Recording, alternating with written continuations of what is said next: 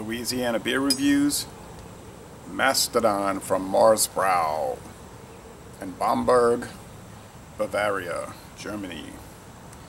Okay, Mastodon, they say, and they don't talk about this on their own website. This beer is not listed, but it is listed on the Shelton Brothers website, and it's a very, I don't even know if it's sold in Germany. It may be. It's very rare there. It's sort of more common here, they say, in America, United States, and Canada. 5.2% alcohol. It's a Zwickel beer, unfiltered lager. It's an old style beer. They say it was created for a band, a rock band called Mastodon. I know nothing about them. And then the band liked it, and then they said they made it for public sale. Whether that story is sort of embellished or not, I don't know. This company, Mahr's Bräu, they say has been around. The records go back to 1670. It could be older, but they have records. The oldest they have is 1670, when there was the Holy Roman Empire of the German nation, the First Reich, which was dissolved in 1808, replaced by the German, in 1815, by the German Confederation. And from that you had came the German Empire and the Austrian Empire. Later Austro-Hungarian Empire, and now you got present Austrian Republic and German Federal Republic. Some smoke. Now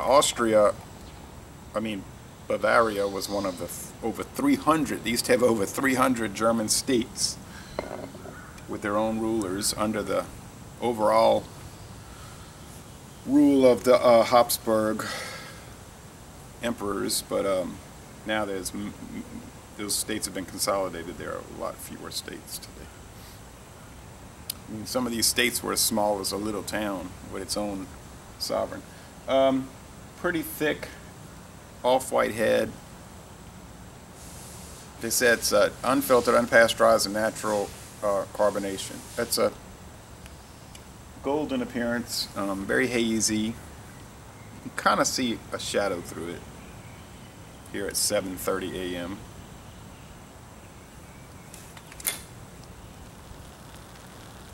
Very crackly.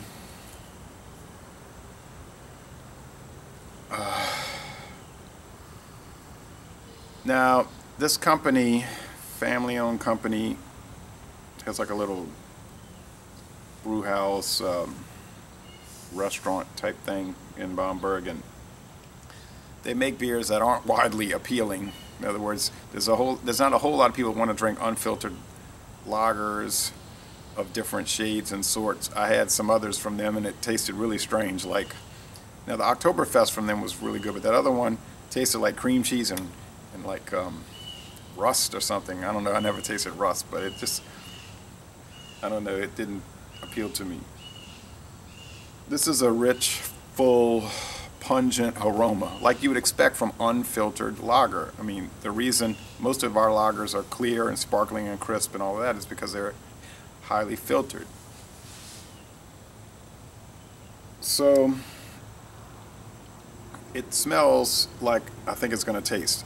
Full flavored and kind of chewy or whatever. Still making a lot of crackle. Let's go with the flavor. Sweet, malty, biscuity. None of that cream cheese though. Oh yeah, I said it was cream cheese and ironized dirt. Like red dirt with a lot of iron in it. That other one. Okay, so it smells really nice.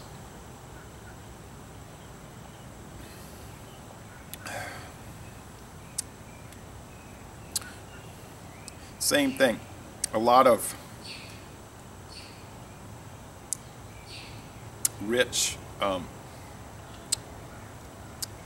malty, biscuity flavors, yeasty flavors, bready, very bready.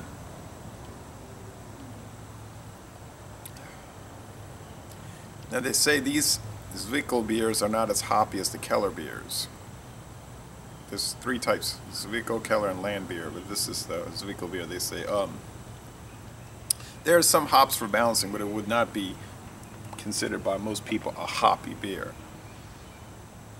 And I bought this at Stein's Deli. I mean, oh wow, I don't know if you can see this, but with the sun shining through the bottle, there is just an array. I mean, it's just a lot of bubbles, and there's sediment is also being pushed up. Sediment is being pushed up from the bottom.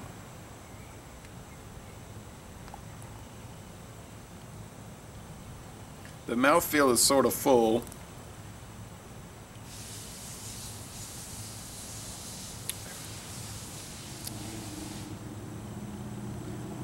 Hey, it's morning time. They gotta make noise out there. But they usually don't make a lot of noise with power equipment till at least 6 a.m. I'm talking about the neighborhood noise makers. But like they say, why have peace and quiet when you can have a bunch of noise from power equipment? It's very hazy. I mean, there's just that streaks of haze.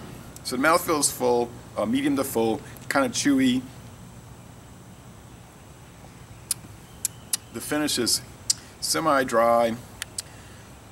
I wouldn't say it's easy drinking. It's made that way that you kind of like drink. You wouldn't want to drink a lot of these. I don't think you could get, say, drunk off this, because you wouldn't want, after a while you wouldn't want it. It's too rich. So it's good in that sense. But if you want a beer that you can almost like eat as well as drink, this could be one to have. I think it's good. I think a lot of other beers, you know, without adjuncts, although they don't say anything about the Reinheitsgebot, but I think a lot of beers could come across this way. I'm talking about just regular beers that you might drink made in America if they weren't filtered. But then, oh yeah, there's stuff caked at the bottom. But then, a lot of people probably wouldn't want to drink them. And I like to have these from time to time. I can't say really that I would want to drink it a whole lot. Maybe at the end of this here we'll see some of that sediment. Yeah, you could probably see how it's clouded up. It's just going down in there. So it's different, but it is good. And I will say,